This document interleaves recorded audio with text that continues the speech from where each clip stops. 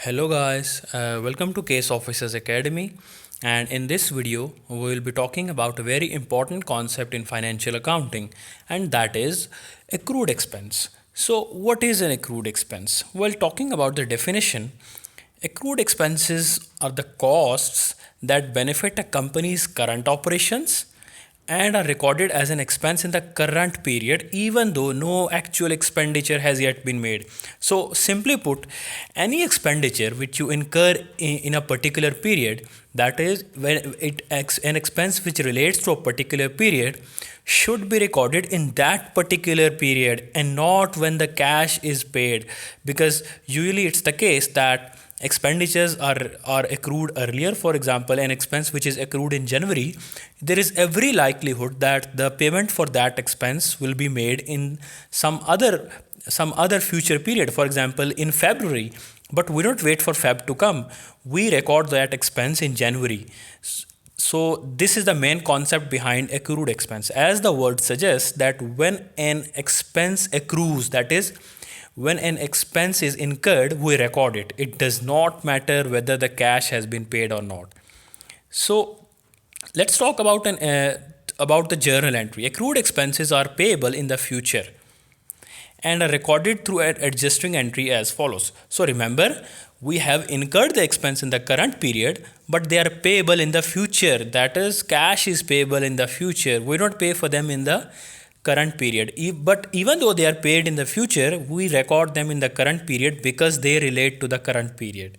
So the entry would be, we would debit the expense account because this expense relates to current period, and of course when we debit the expense, it will decrease the profit in the current period, and we will credit the liability account, of course, because this expense has to be paid in the future. So this results in a liability for us, and liability is anything which needs to be paid in the future. So this is the journal entry for an accrued expense. Talking about an example, for example, our electricity bill relates to January, but we paid it in February.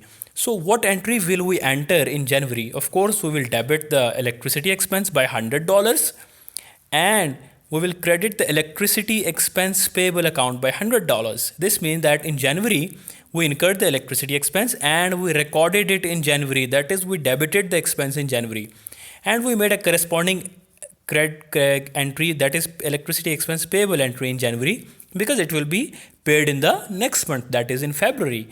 So in February, the journal entry would be, we will debit the electricity expense payable, because now we will take off the payable or liability account from our balance sheet, because in February there won't be any payable. We would have paid the $100. So in January we credited the liability account, and in February we will debit it. So the net effect is nil. But we will credit the cash account, because in February we paid the $100 cash expense.